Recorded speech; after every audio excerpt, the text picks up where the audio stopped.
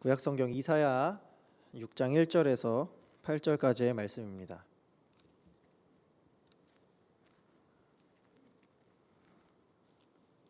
제가 가진 성경으로 구약성경 973페이지에 있습니다.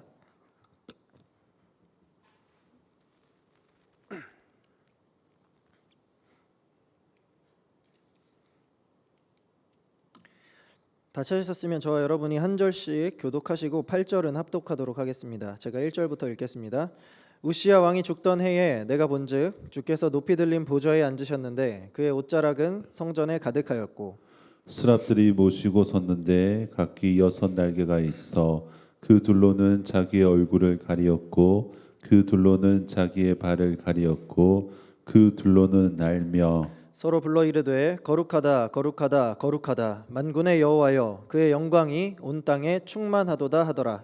이같이 화답하는 자의 소리로 말미암아 문지방의 터가 요동하며 성전의 연기가 충만한지라. 그때에 내가 말하되 화로다 나여 망하게 되었도다. 나는 입술이 부정한 사람이요 나는 입술이 부정한 백성 중에 거주하면서 만군의 여호와이신 왕을 배웠음이로다 하였더라.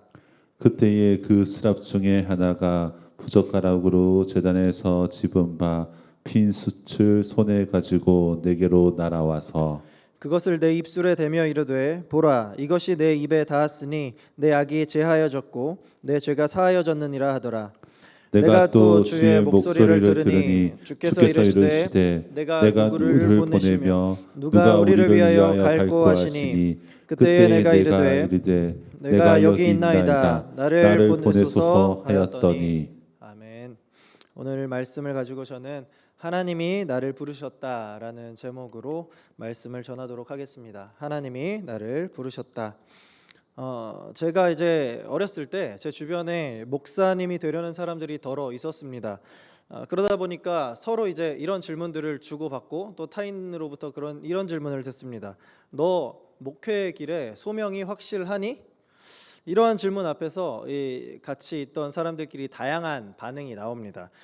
나는 잘 모르겠어. 기도 중이야. 또 덜어는 나는 무조건 확실해. 이 길이 내 무조건 확실한 길이야. 이렇게 얘기하고요.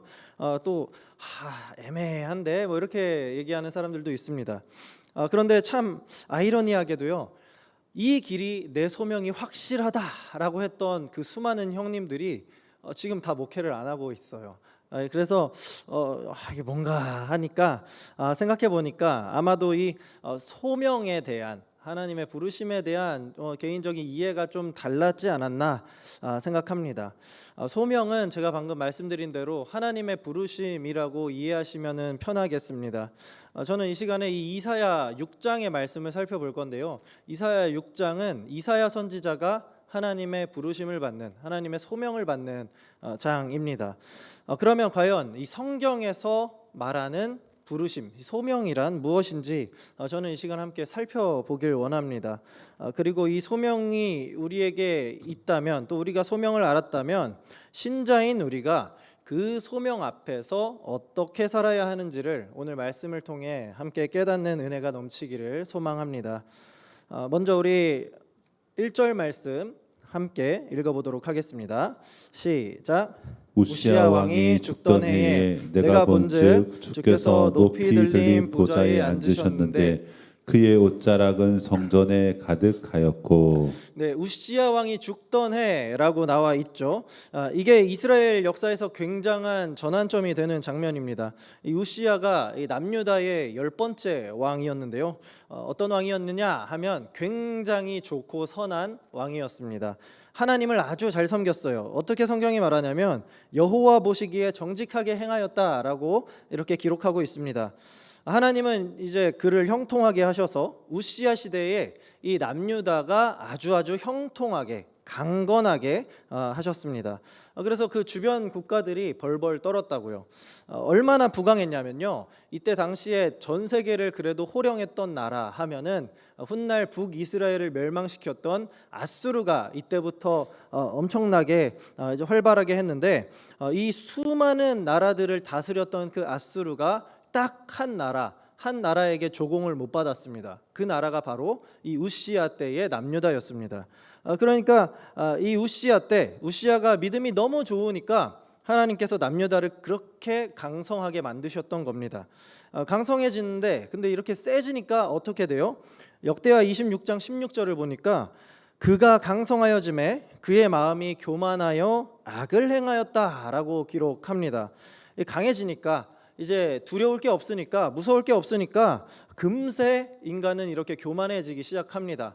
이 우시야 왕이 어떤 교만한 모습을 보였냐면 이제 자기가 스스로 제사장도 아닌데 제사장을 두고 나서 내가 스스로 이렇게 제사를 올리려고 합니다. 그러다 보니까 하나님께서 이 제사를 누구에게 허락하셨습니까? 아론의 자손들 레위 지파에게만 허락하셨는데 자기가 이제 스스로 제사를 드리려고 하니까 그때 즉시 하나님께서 우시야 왕을 치셨습니다. 어떻게 치셨냐면 나병을 들게 해요. 오늘날로 한센병이라고 하죠. 나병이 들게 하고 이날 이후로 이제 우시야 왕은 이 나병으로 인해서 죽어가고 맙니다. 이제 바로 이 우시야 왕이 죽었던 때가 아까 처음에 읽었던 이 1절에서요. 우시야 왕이 죽었을 때라고 말하는 겁니다. 우시야 왕이 죽어서 이제 이스라엘 백성들, 이 남유다 백성들 입장에서 어때요? 우리를 지켜줬던 가장 든든하고 믿음직했던 왕이 사라졌다라는 거죠. 믿음이 좋았고 그만큼 아주 강성했던 우리의 왕이 없어졌을 때, 그러니까 유다 백성들 입장에서는 굉장히 마음이 불안하고 두려움으로 초조할 때가 바로 이 이사야 6장 1절의 배경이 된다는 거예요. 그래서 1절 말씀을 다시 한번 보면요, 이 노란 글씨를 보면 내가 본즉 주께서 높이 들린 보좌에 앉으셨는데 그의 옷자락은 성전에 가득하였고라고 이제 하나님께서 말씀하십니다. 이렇게 이제 시작을 하죠. 자, 우시야 왕, 믿었던 왕이 죽었어요. 이제 이스라엘 백성들 유다 입장에서는 어떻습니까? 우리가 의지할 대상이 없어진 것 같아요. 이제 우리는 큰일 났다. 우리의 진정한 군주를 잃었다라고 생각할 수 있어요. 그때 하나님께서 이사야에게 오셔서 어떤 환상을 보여주셨습니까? 자, 보시면 누가 어디에 앉아요? 주께서 높이 들린 보좌에 앉으셨죠. 주께서 보좌에 앉으셨습니다. 여러분, 보좌라는 게 뭐죠? 보좌는 왕이 앉는 의자예요. 왕. 그런데 그 보좌가 그냥 보좌도 아니죠. 높이 들린 보좌에 앉으셨습니다. 이게 무엇을 말씀합니까? 유다 백성들은 자기가 의지했던 그 위대한 왕 우시야가 죽어서 지금 낙담에 빠져 있었다고요. 그런데 바로 그러한 때에 하나님께서 이사야 선지자를 통해서 이 환상을 보여주신 거예요. 무엇을 말씀하는 겁니까? 너희의 진정한 왕이 누구냐? 너희가 의지하고 붙잡아야 할 진정한 왕은 우시야가 아니라 바로 만군의 여호와 나다라는 것을 하나님께서 지금 이사야 선지자를 통해서 보여주고 계시는 겁니다. 참 왕이자 영원하신 왕 여호와 하나님께서 지금 왕의 자리, 이 보좌에 앉으셨고 그의 옷자락은 성전에 가득하다라고 했죠. 이 옷자락은 이 왕의 위엄을 보통 이야기합니다. 그래서 하나님이 지금 왕으로서 그 위엄이 이 성전에 가득했다라는 것을 이사야 앞에서 보여주고 계신 겁니다. 그러니까 지금 하나님은 유다가 위기에 빠져서 절망하고 있는 이때에 이사야 선지자를 부르시는데, 자, 그 시작이 무엇으로 시작하느냐? 이사야가 하나님, 제가 지금 이 위기에 빠진 유다를 구원하겠습니다라고 스스로 나선 게 아니라 하나님께서 먼저 당신을 이사야 앞에 나타내셨습니다. 하나님께서 먼저 당신을 드러내어 보여주셨다라는 거예요. 여러분, 이게 바로 하나님의 부르심, 소명의 첫 시작입니다. 위기의 때에 내가 나서서 내가 아니면 안 돼, 나 없이는 안 돼, 이게 아니라 이러면서 우리가 하나님께 쓰임받는 게 아니라 하나님께서 먼저 나에게 다가와 주셔서 하나님이 나를 택하고 내 앞에 드러내 주시는 것, 이것이 바로 소명의 첫 시작임을 우리는 기억해야 합니다. 이어지는 2절과 3절은요, 우리를 부르신 그 왕 하나님께서 어떤 분이신지에 대한 설명이 조금 더 나옵니다. 2절과 3절을 제가 읽겠습니다. 스랍들이 모시고 섰는데 각기 6 날개가 있어 그 둘로는 자기의 얼굴을 가리었고 그 둘로는 자기의 발을 가리었고 그 둘로는 날며라고 기록합니다. 이 스랍이라는 단어가 히브리어로 이제 복수로 표현돼서 여기서는 세라핌이라고 나오는데, 이 세라핌은 천사라는 말입니다. 천사. 스랍은 천사예요. 이제 이 천사들이 이 지금 보좌에 앉으신 하나님을 옆에서 모시고 있어요. 자, 이렇게 시종을 들고 있습니다. 그런데 그 천사들의 모습을 우리가 잘 보면요, 천사들에게 각각 날개가 6개씩 있습니다. 6개. 그런데 그 날개들로 무엇을 하고 있는지를 우리가 집중해서 볼 필요가 있어요. 한번 보시면요, 두 날개로는 뭘 하고 있죠? 자기의 얼굴을 가리고, 그리고 그 둘로는 자기의 발을 가리고, 그 둘로는 날았다라고 기록합니다. 자, 이제 그렇게 천사들이 쉽게 말해서 날개 6개가 있는데 4개로는 자신을 가리고 있고 2개로는 이렇게 날고 있었던 거예요. 자, 이 모습을 한번 기억하면서 우리 3절 말씀을 제가 다시 한번 보도록 하겠습니다. 서로 불러 이르되 거룩하다 거룩하다 거룩하다 만군의 여호와여 그의 영광이 온 땅에 충만하도다 하더라 라고 지금 천사들이 이렇게 말을 하고 있는 거예요. 자, 천사들이 거룩하다 거룩하다 거룩하다 라고 3번 말하죠. 이 성경에서 3이라고 하면은 이 완전수를 의미합니다. 하나님의 완전함을 나타내요. 그러니까 지금 천사들이 무엇을 말해요? 하나님이 거룩한데 그냥 거룩하다, 조금 거룩하다 이게 아니라 하나님이 거룩으로 완벽하다라는 것을 지금 외치고 있는 겁니다. 그러니까 천사들이 지금 다시 한번 천사들의 행동을 우리가 잘 생각해 볼게요. 6개의 날개를 가지고 있는데 4개로 자기의 눈을 가리고 자기의 발을 이렇게 하반신을 가리고 있어요. 그 이유가 뭐냐라는 거죠. 이 거룩의 그 자체이신 하나님 앞에서. 그러니까 하나님이 너무 거룩하시니까 천사들도 자기의 두 눈으로 하나님을 볼 수 없을 정도로, 그러니까 눈을 가려야 할 만큼 하나님께서 거룩하시다라는 거예요. 천사들이 자신의 발을 가렸다, 여기서 하반신을 가렸다, 적나라하게 말하면 자신의 성기를 가렸다라는 의미가 되는데, 그러니까 천사들이 자신의 부끄러움을 하나님 앞에서 이렇게 감추고 있었다라는 거예요. 그러니까 이 모습을 보면 하나님의 영광이, 하나님의 거룩함이 얼마나 위대한지 알 수 있죠. 여러분, 천사가 누구예요? 천사. 하나님 곁에서 늘 시종을 드는 존재입니다. 하나님을 제외하면 이 세상에서 가장 거룩하고 존귀한 존재가 천사예요. 그런데 그 거룩한 천사들조차도 지금 6개의 날개 중에서 2개만 날아다니는, 이렇게 활동하는 데 쓰고 있고 4개나 되는 이 날개를 거룩하신 하나님 앞에서 자신에게 드러난 부끄러움을 가리는 것으로 쓰고 있다라는 겁니다. 이게 무엇을 말해요? 하나님이 이제 우리를 부르실 때를 한번 생각해 보겠습니다. 소명을 주실 때 하나님께서 어떤 모습을 더 보시느냐 우리가 한번 생각해 볼 수 있습니다. 우리는 하나님의 일을 할 때 어떻게 선한 욕심이라고 하면서 뭐라고 합니까? 내가 더 많은 일을 할 수 있어. 내가 더 큰 일을 할 거야. 내가 더 위대한 일을 해서 더 크게 더 많이 쓰임 받을 거야 라고 열심을 내죠. 자기가 가진 다양한 것들로 하나님께 나아가면 하나님께서 더 많이 기뻐하실 것이다 라고 우리는 생각을 합니다. 물론 그러한 열심들은 당연히 너무 좋아요. 그러나 하나님은 우리를 부르실 때요, 우리가 마치 대단해서 하나님께 뭐 이렇게 무언가를 가져다 바쳐야 하는 그런 모습을 우리에게 기대하시는 것이 아닙니다. 오히려 그 부르심 앞에서 내 부끄러운 이 죄인의 모습, 완벽하게 거룩하신 그 하나님 앞에서 나는 감히 설 수조차 없는 이 부끄러운 죄인이다라는 것을 깨닫고 나 자신을 겸손하게 낮추고 이 하나님의 거룩한 영광 앞에 엎드리는 이 경건의 모습을 하나님께서는 더 많은 일들보다 이 경건의 모습을 더 많이 원하신다라는 거예요. 이것이 이 천사, 우리의 롤모델이 될 수 있는 천사를 통해서 이 소명받은 자가 이 가져야 할 자세를 우리가 볼 수 있는 겁니다. 자, 그러면 다음은 이제 그 하나님의 임재를 보았던 이 이사야의 반응이 5절에서 나옵니다.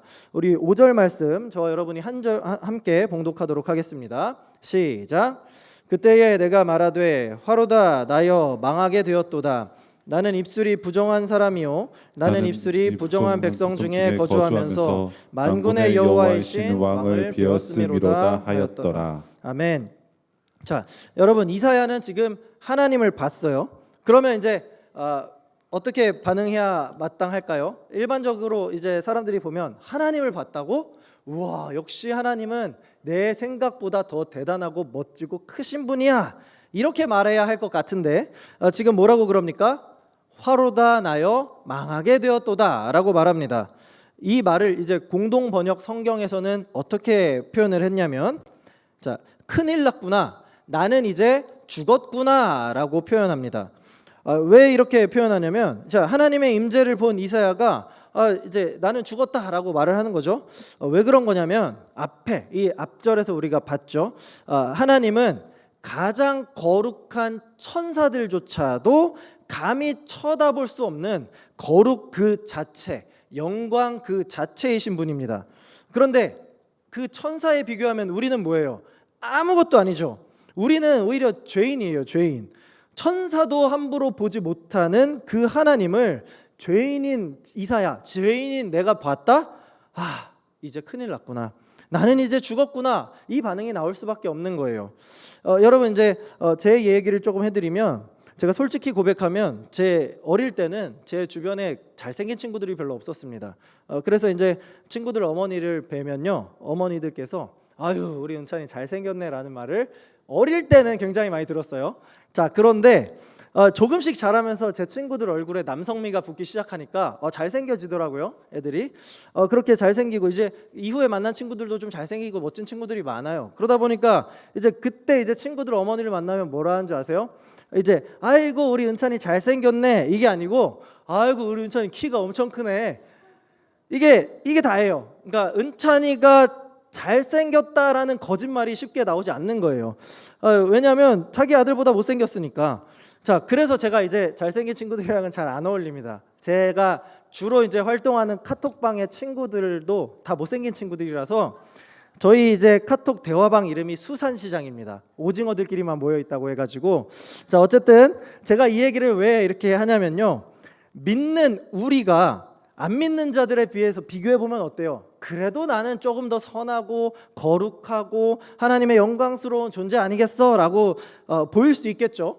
그런데 그런 우리라고 해도, 우리 가운데 가장 선한 사람이라 해도 하나님 앞에 갖다 놓으면 어떻게 된다고요? 그냥 아무런 비교도 할 수 없는 죄가 득실득실한 죄인이라는 거죠.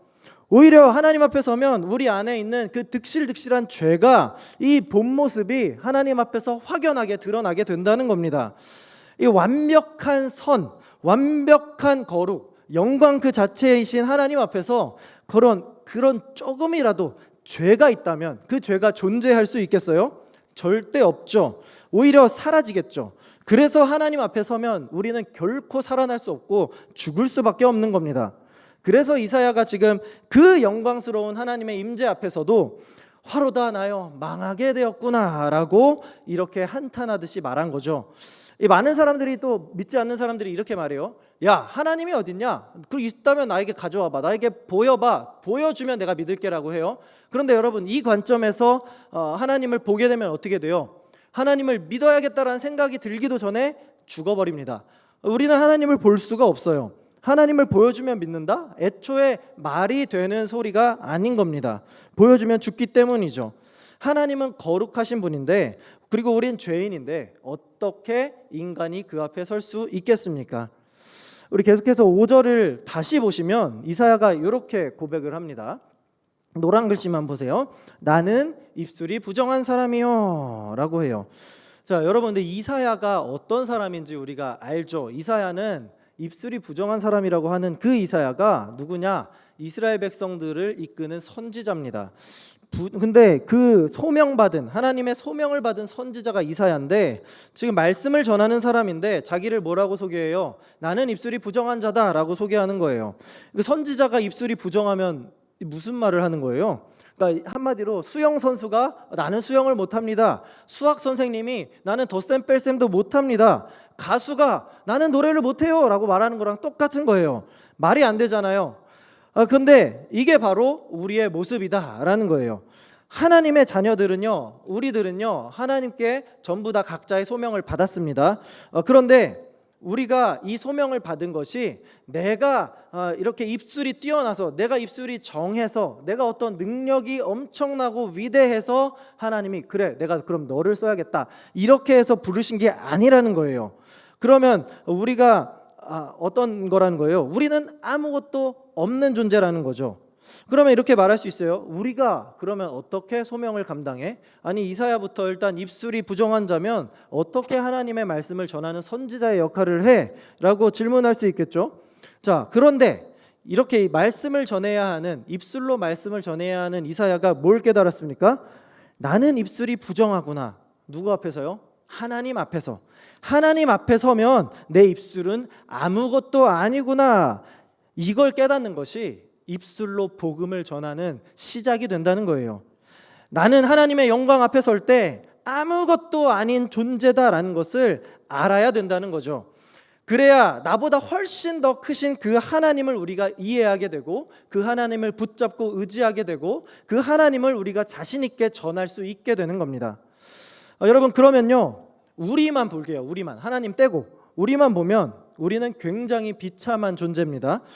하나님이 아무리 좋다고 해도 내가 죄인이기 때문에 거룩하신 하나님이 내 앞에 와 계셔도 나는 하나님께 나아갈 수가 없어요. 하나님을 볼 수밖에 없고 우리는 하나님 앞에서 숨을 수밖에 없는 존재입니다. 그러면 우리가 이렇게 생각하죠. 그럼 나는 어떻게 해야 되지? 이제 내가 무슨 수를 써야 하지? 내가 어떻게 해야 되지? 라고 우리는 생각해요. 근데 그때 우리는 우리의 생각을 전환해야 됩니다. 어떻게 해요? 내가 아니라 하나님 편에서 하신다라고요. 이 하나님이 하신다라는 생각을 가지고 제가 6절과 7절을 읽겠습니다. 눈으로 한번 따라와 보십시오. 그때에 그 스랍 중에 하나가 부젓가락으로 제단에서 집은 바 핀 숯을 손에 가지고 내게로 날아와서 그것을 내 입술에 대며 이르되 보라, 이것이 내 입에 닿았으니 내 악이 제하여졌고 내 죄가 사하여졌느니라 하더라. 자, 여러분, 우리가 죄사함을 위해서 하나님께 보통 뭘 하죠? 죄를 지었다 생각하면 회개를 하죠. 회개. 자, 그런데 이 회개라고 하는 것이요, 사실 냉정하게 말하면 아무런 능력과 효과가 없습니다. 극단적으로 얘기한 거예요. 자, 우리의 회개는요, 그저 내가 죄인입니다 라는 것을 인정하는 것이지, 내 스스로 내가 회개를 했다고 내 죄가 사해졌어 이렇게 말할 수 있는 것이 아니다라는 거예요. 자, 나는 죄인이에요, 나는 아무것도 못해요, 이게 끝입니다. 자, 그러면 우리의 죄 용서는 그럼 누가 하시냐는 거죠. 자, 전적으로 하나님이 하신다는 겁니다. 그래서 하나님께서 내가 내 죄를 사하였노라 라는 이 하나님의 말씀을 선포하실 때 우리가 하나님으로부터 정결케 되는 겁니다. 즉 하나님의 말씀이 선포되어야만 우리가 죄에서 사함받는 깨끗한 사람이 된다라는 거죠. 자, 지금도 보시면요, 이사야가 화로다 나여 죽게 되었도다 라고 했죠. 그때 이게 어떻게 보면 이사야가 내가 죄인입니다라고 고백한 거예요. 근데 이사야가 어떻게 됐죠? 아무 일도 벌어지지 않았습니다. 그런데 하나님께서 이제 스랍 천사를 보내셔서 그의 입에 뭘 댑니까? 핀 숯을 갖다 대요. 그 순간 뭐라고 말씀합니까? 네 죄가 사하여졌느니라 라고 합니다. 그렇다면 이 핀 숯이 무엇을 말씀하느냐는 거죠. 바로 하나님의 거룩하심을 우리에게 보여주는 겁니다. 더 깊이 있게 말하면 하나님의 거룩하신 말씀을 의미합니다. 거룩하신 그 말씀이 우리에게 닿을 때 우리의 죄가 사하여지고 우리의 이 허물이 녹아지고 우리는 새로운 사람으로 하나님 앞에서 변화되게 되는 거죠. 여러분들, 오늘 이 시간에 남들 쉬는 이 수요일 저녁에 왜 오셨습니까? 퇴근하고 저녁도 먹지 못하고 여기에 왜 나왔냐는 거죠. 가족들 밥 식사 차려주고 좀 쉬어야 되는데 왜 오셨습니까? 내가 할 일이 없어서 여기 나왔나요? 아니면 그냥 종교인으로서의 이러한 경건 생활 때문에 나오신 건가요? 아니면 하나님께 예의라도 차려드리려고 그냥 내가 나왔습니까? 아니잖아요. 하나님이 나를 부르셔서 우리가 나온 거잖아요. 내 부족함, 내 죄의 비참함을 알아서 괴로워하는 나를 하나님께서 말씀의 그 핀 수치로, 그 거룩함으로 우리를 새롭게 하시기 위해서 우리를 부르신 거잖아요.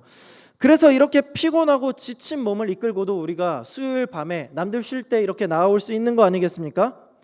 그런데 놀라운 것은 바로 그때 우리가 이렇게 피곤함을 이끌고라도 나와왔을 때 하나님께서 당신의 말씀을 통해서 우리의 입에 마치 그 핀 숯을 대신 것처럼 하나님의 거룩하심을 우리에게 갖다 대신다는 거예요. 그리고 선언하시죠. 어떻게 해요? 이제 내 죄가 사하여졌느니라 라고 말입니다.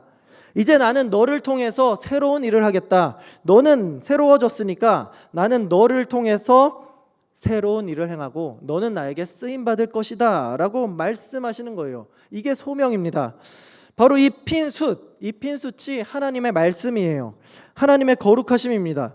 이것이 하나님의 말씀이 나에게 왔을 때, 나에게 닿았을 때 내가 비로소 새로운 일을 하나님 앞에서 할 수 있게 되는 겁니다.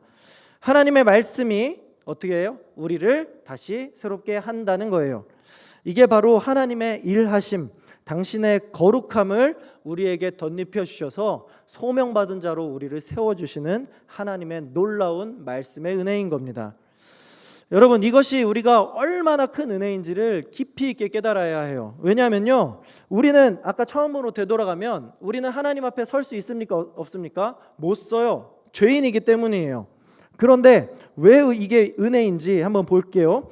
우리는 하나님께 나아갈 수 없어요. 하나님께 나아가면 다 죽으니까. 그래서 우리의 힘으로는 할 수 없어서 하나님 편에서 손을 썼어요. 어떻게 했죠? 우리가 높아질 수는 없으니까 하나님이 당신을 낮추셨습니다.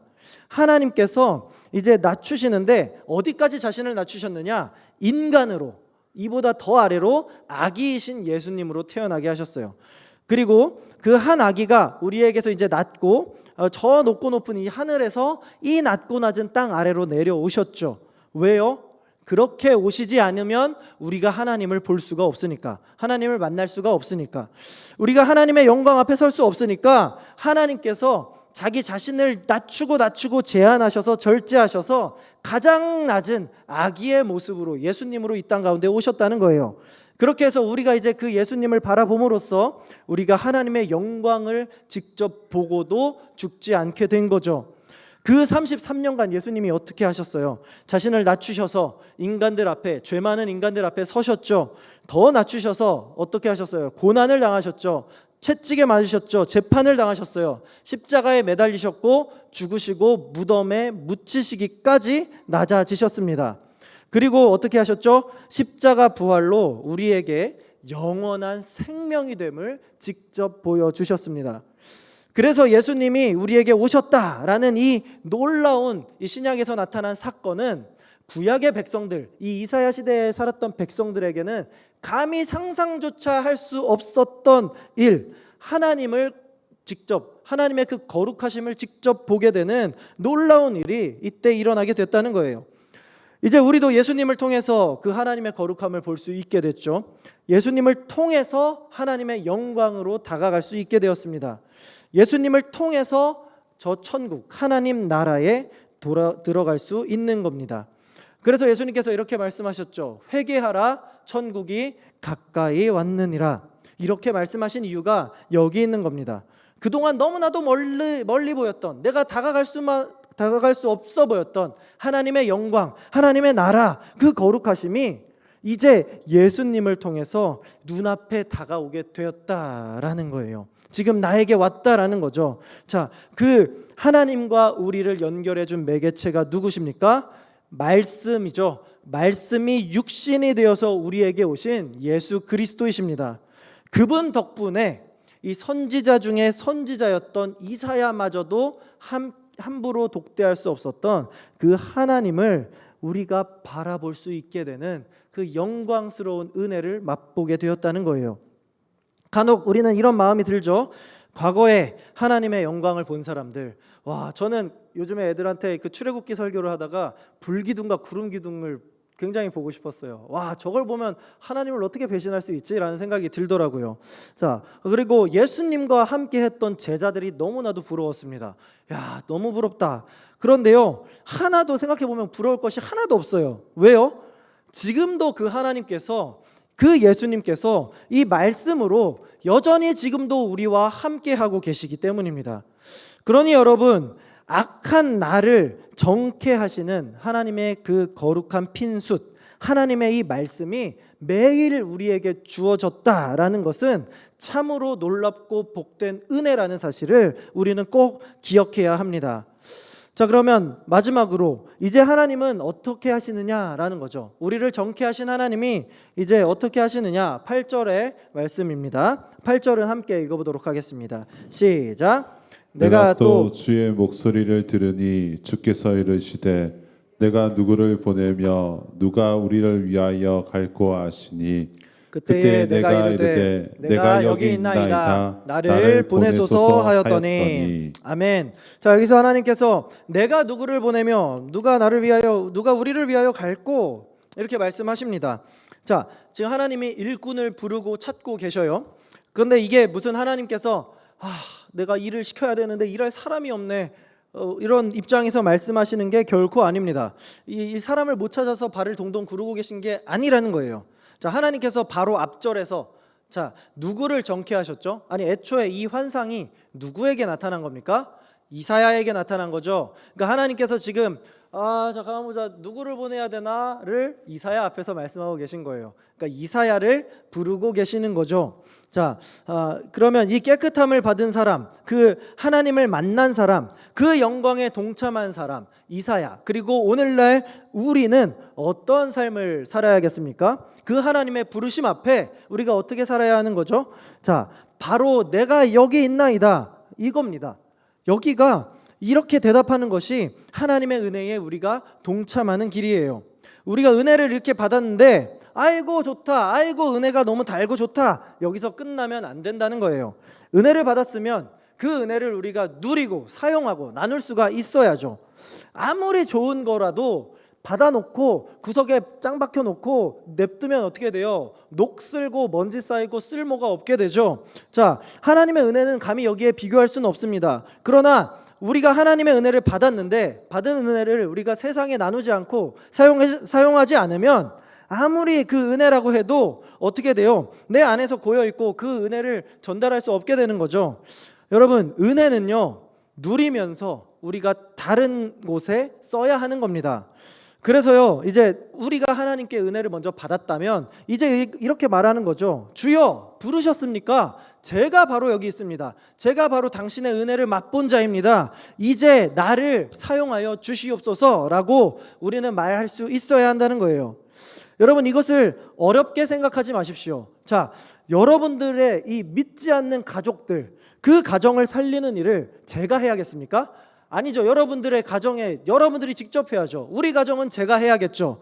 자, 그러면 저 죽어가는 내 사랑하는 친구들, 내 회사 동료들, 우리 이웃들을 살리는 일을 누가 합니까? 내가 해야죠. 내가. 이 악한 문화 속에서 우리 교회 다음 세대들 하나님 앞에 불러 모으고 그들을 바르게 세우는 일 누가 합니까? 우리 영신교회 성도들이 해야겠죠. 우리가 하는 겁니다.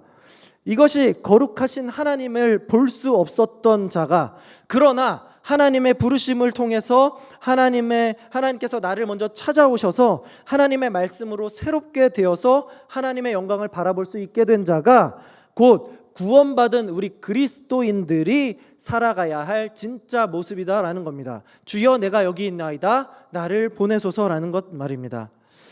말씀을 마무리하도록 하겠습니다. 오늘 이 이사야서를 보는데요, 이사야 선지자는 분명하게 소명을 받았습니다. 이 소명은 하나님이 먼저 이사야를 찾아오셔서 그에게 이 소명을 주셨고, 절망의 때, 왕이 없어서 힘들어하던 그 절망의 때에 그 절망을 진짜 왕이신 하나님께서 역전시키시는 하나님의 거룩하심으로 나타나셨습니다. 그리고 그 더러웠던 죄를 핀 숯으로 씻으시면서 하나님께서 이제 이사야에게 새로운 일을 행하도록 세워주셨습니다. 새로운 사명을 부어주셨다라는 말입니다. 그렇게 변화된 이사야는 하나님의 부르심에 즉각적으로 주여 내가 여기 있나이다, 나를 보내소서라고 했고, 하나님 나라에 귀하게 쓰임받는 선지자 중에 선지자가 되었습니다. 사랑하는 우리 영신의 성도 여러분, 지금도 하나님께서는 동일하게 우리를 부르고 계십니다. 예수 그리스도를 통하여 구원함을 받은 우리 성도들에게 누가 나를 위하여 갈고, 누가 우리를 위하여 갈고라고 지금도 우리에게 묻고 계십니다. 여러분이 정말 하나님의 핀 수채, 그 말씀에 예수 그리스도에게 입술이 대인 자라는 확신이 있다면, 여러분이 그리스도로 말씀으로 새롭게 된 자라면 결코 망설이거나 머뭇거리지 마시기 바랍니다. 교회 일을 하다 보면 우리가 잘 알잖아요. 교회에 이게 필요해 보이는데 그러면 어떻게 해요? 그런 생각이 들면 해야죠. 저 부서에 사람이 필요해 보이는데 그런 생각이 들면 내가 해야죠. 그러면 또 어떻게 해요? 저 사람에게 도움이 필요해 보이는데 내가 가야죠. 그게 소명받은 자의 대답이 되어야 합니다. 그게 소명받은 자가 이 교회에서 그리고 더 나아가 세상에 나아가서 해야 할 사명인의 모습이란 말입니다. 우리의 소명이 이제 우리 삶 가운데에서 사명으로 나타날 때 사람들은 그 교회를 보고 또 우리를 보고 뭐라고 합니까? 야, 저 교회는 참으로 은혜로운 교회다 라고 말하게 되는 겁니다. 우리가 진정 여기서 말하는 그 은혜로운 교회가 될 때 하나님이 우리 영신교회를 통해 그리고 저와 여러분을 통해 크고 놀라운 일들을 계속해서 이루어 가시는 복을 우리에게 허락하실 것입니다. 이 말씀을 꼭 기억하시고 매일 우리에게 이 핀 수채 말씀으로 다가와서 우리를 늘 새롭게 하시는 하나님의 능력에 힘입어서 그분께서 이 악한 세대 속에서 지금도 일꾼들을 찾으실 때 주여 내가 여기 있나이다 나를 보내소서라고 자신 있게 그 각 부르심에 응하는 사명받은 성도로서 살아가시는 저와 여러분들 되시기를 우리 주님의 이름으로 간절히 소망합니다. 아멘. 우리 오늘 말씀을 생각하면서 주님 내가 여기 있사오니 함께 찬양하겠습니다. 내가 여기 있사오니 나를 보내소서. 나의 맘 나의 몸 주께 드리오니 주 받으옵소서. 주님 내가 여기 있사오니 주님 내가 여기 있사오니 나를 써주소서. 가진 것 모두 다 주께 드리오니 주 받으옵소서. 함께 찬양합시다. 할렐루야 할렐루야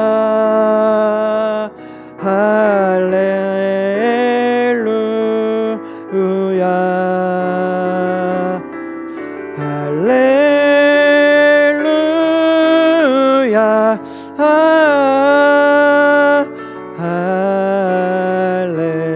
할렐루야. 아멘. 우리 오늘 말씀을 생각하면서 함께 기도하며 나아가기 원합니다. 여러분들 우리는 하나님의 소명을 받은 자들입니다. 그런데 우리가 기억해야 합니다. 내가 원해서 하나님께 소명받고 내가 원하는 일을 하는 것이 우리가 하나님의 부르심을 받아 소명받은 자가 하는 일이 아닙니다. 하나님께서 죄인된 우리를 먼저 찾아오시고 그 하나님께서 우리를 정케 하신 후에 하나님께서 보이실 새로운 일을 맡기셔서 그 일을 감당하는 것이 바로 우리의 소명받은 자 그리고 우리가 앞으로 살아갈 사명의 삶의 모습입니다. 우리가 그것을 기억하며 함께 이렇게 기도하기 원합니다.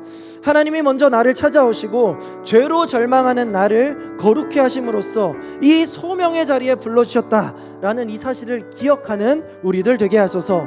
소명받았으면 이제 내가 하나님의 그 부르심에 내가 즉각적으로 반응하여서 하나님의 일꾼이 되어 교회에서 쓰임받고 세상에는 진리를 전하는 하나님의 자녀여 그리스도의 제자인 사명으로서 살아가게 해달라고 이 시간 간절히 말씀을 생각하면서 기도하며 나아가도록 하겠습니다. 기도하시겠습니다.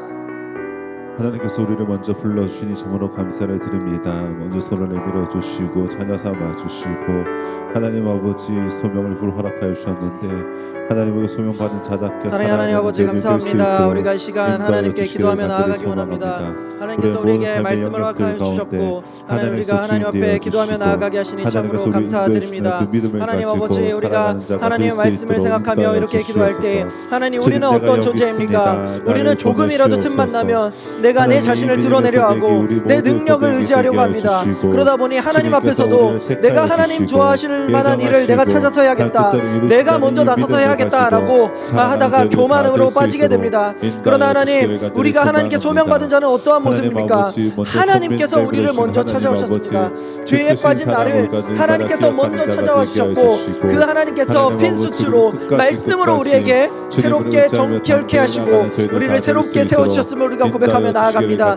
하나님 아버지, 우리가 그렇게 새롭게 되었고 이제 다시 한번 새 사람으로서 하나님께 소명받은 자로서 하나님 우리가 나아가기 원하오니 하나님 우리를 붙잡아 주시옵소서. 소명받았으면 내가 하나님의 그 음성에 하나님 됐어요 싫어요 하는 것이 아니라 하나님 제가 여기 있습니다, 나를 사용해달라고 하나님께 엎드리며 나아가는 우리가 될 수 있도록 인도하여 주시옵소서. 하나님 이 교회에서 그 필요한 곳에 보냄받아 쓰임받고 하나님 이 세상에서 여전히 하나님을 모르고 있는, 또한 하나님께서 찾고 계신 그 어린 양들을 하나님의 이 복음으로 인도할 수 있는 하나님의 자녀로서 그리스도의 제자로서 이 세상을 살아가는 사명인으로서 살아갈 수 있도록 하나님 인도하여 주시고 우리를 붙잡아 주시옵소서.